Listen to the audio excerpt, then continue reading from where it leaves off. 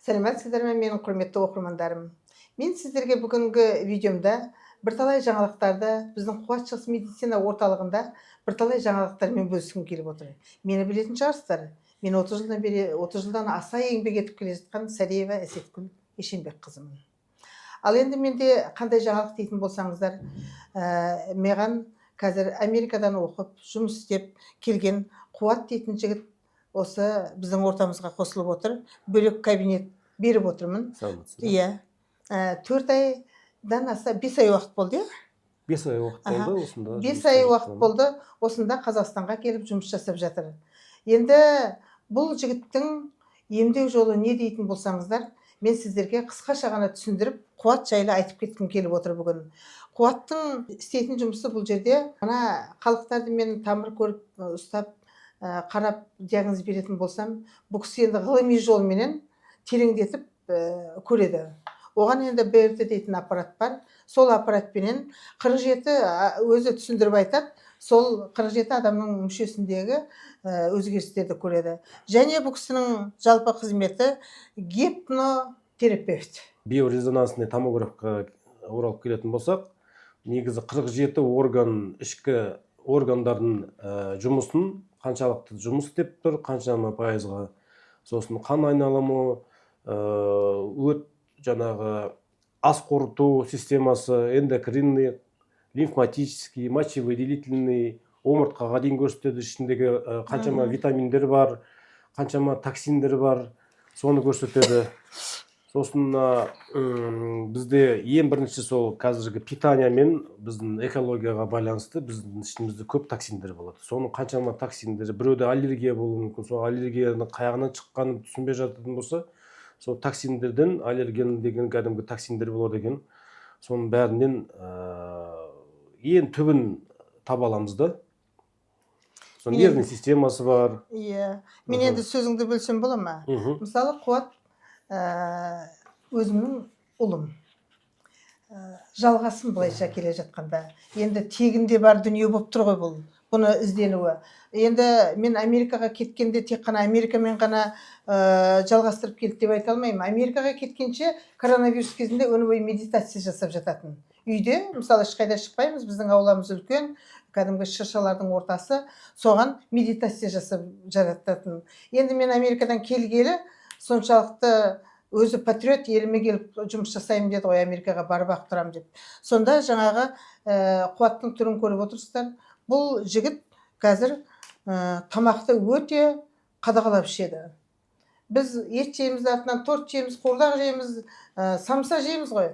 Бұл кісі оның біреуін де жемейді.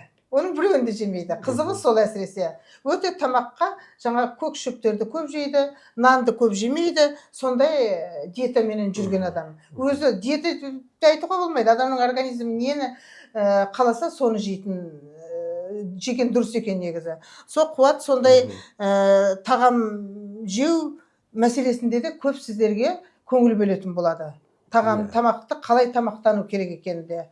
Ал енді Қуат, мына жаңағы БРТ-да, мысалы, басқаны айтпай қояқ, бізде өте өзгерістер көп.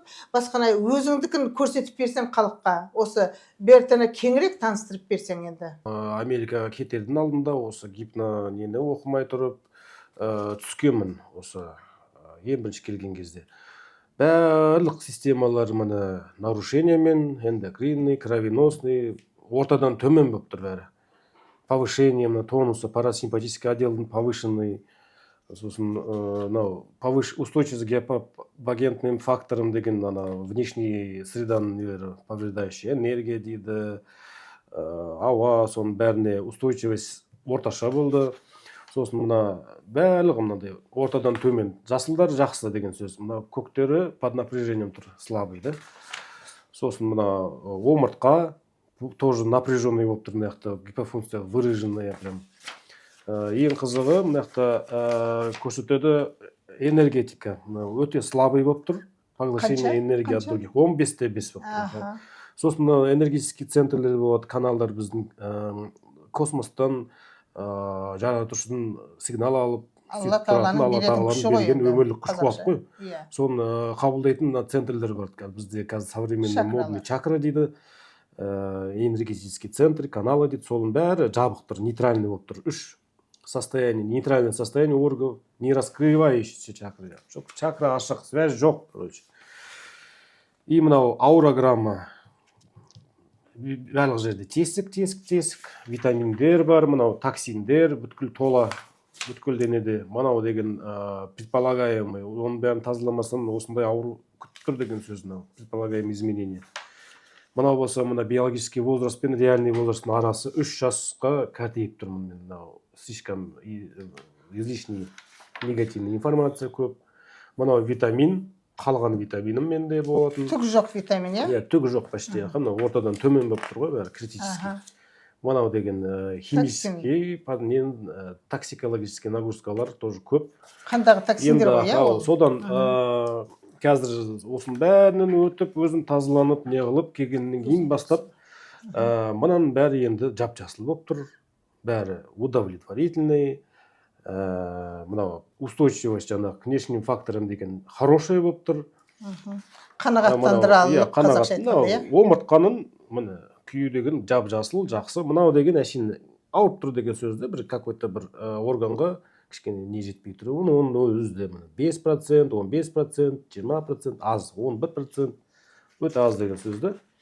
Жақсы жағы ол, иә? Жаман жағы аз, иә? Жаман жағы аз? Иә, жаман жағы аз. Жақсы жағы бар, аха. Жаман жағы почти жоқ. Мынау ауру деген, мынау сары, жасыл, көкшіл, көк, мынаның бәрі адамның мынау биоэнергетикасы. Осының бәрі мынандай жабық болып тұру керек негізі. Мынау может жөн ұйықтамаған шығармын, бір какой-то бір кішкентай ғана стресс болса, оның бәрінің энергиясы әлі может оянбай тұрған шығар, может денем энергияны қатты қабылдатпай тұрған шығар. Сондай өзі. А бірақ негізі жабық, мынандай пространство жоқ. Өте жақсы болып тұр, иә? Неға таппадым.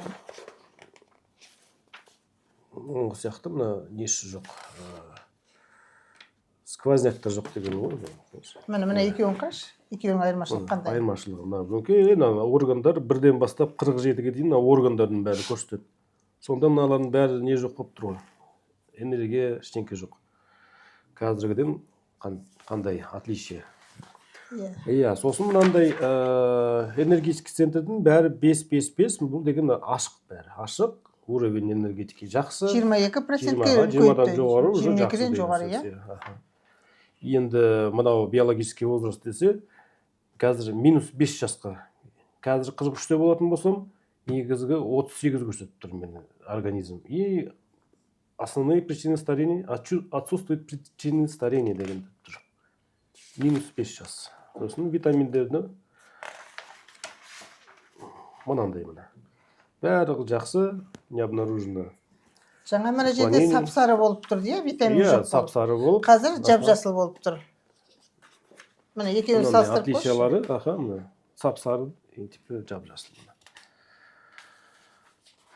И мынау химический нелерді, кішкентай ғана, стерильный гормоны, ештеңке қалмаған почти. Жаман ештеңке қалмаған. Жаман ештеңке қалмаған. Емдеген кезде динамикасын көреміз да. Егерде до диагностика жасаған кездегісін, сөйтіп емделіп, тазаланып, емін алып, не қылғаннан кейін, уже изменение болған кезде тағы да бір түсіреміз. Сол кезде әр адам көріп, өзіне керек адам, өз-өзіне дәлелдегісі келген адамдар түсіріп, қайтадан көруге болады. Бұл деген 100% жақсы көрсететін аппарат. Бір нәрсені қолданған алдында зерттеп, қандай несі бар, жақсысы ба, жаман ба, соның бәрін зерттеп бірақ кірісеміз да. Ал енді қазір қуаттың тексеріс туралы барлығын өттіңіздер. Мен енді бұл тексерістен өтпес бұрын, мысалы, МРТ-ға жіберген, болмаса УЗИ-ге жіберген адамдарды салыстырып көрдім. Шынында одан ешқандай айырмашылық жоқ. Мысалы, Америкада қуат айтады, тіптен мына МРТ-нің өзін қазір мынандай телефондай нәрсе, стекло сияқты бүйтіп денеге бүйтіп өткізе салады дейді. Көрдіңіздер ме? Біз ана дәу аппаратқа үйренгенбіз. Бұл аппаратта өте қолайлы болады. Және бізде осы аппараттардағы жаңалық бар. Және бұл аппараттан шыққан неше түрлі токсин болатын болса, оны әрине мына орталықтың ішіндегі тазалау процесстеріне жіберетін болады. Онан кейін менде детокс дейтін аппарат бар. Жаңа айтып кетті ғой, мына интоксикация көп деп. Сол интоксикацияны мына денедегі қандағы токсинді шығару үшін ол аппаратты мен Америкадан әкелгенмін. Бұл Американың жаңағы оққан дүниесіменен менің мысалы Америкадан әкелген аппарат арқылы токсинді шығарамыз. Сөйтіп тазалап отырамыз. Құрметті менің оқырмандарым, сіздер бізден көп нәрсені осы туралы тексерістен өткілеріңіз келсе, неше көп анализ тапсырып, көп МРТ-ға түсіріп, болмаса КТ-ға түсіріп жүргеннен көрі мына аппарат өте пайдалы. Әрине олардың барлығына түспейді деп айта алмаймын, жоққа шығара алмаймын. Ол да керекті дүние. Жеке қарау, мысалы белде грыжа болса, оны жеке қарайтын МРТ болады, жеке қарайтын түсіретін. Сондықтан ондай жағдайда да оған да түсуге тура келеді. Бірақ көбінесе біздерге келіп осы тексерістен профилактика ретінде келіп қаралуларыңызға болады. Құрметті оқырмандарым менің, сіздер менен қай уақытта болмасын сұрақ қойып, сұрайтын болсаңыздар, менің WhatsApp-ыма өтіп, және YouTube каналына тіркеліп кетуді ұмытпаңыздар. Және қоңыраушаны басып қоятын болсаңыздар, біз әр уақытта сіздерге жақсы осы жаңалықтармен таныстырып отырамыз. Және үй жағдайында, басқа жағдайда қалай емделу керек екенін айтып отыратын боламыз. Мен сіздермен әр уақытта біргемін. Ауырып ем іздегенше ауырмайтын жол іздейік. Сау болыңыздар. Сау болыңыздар.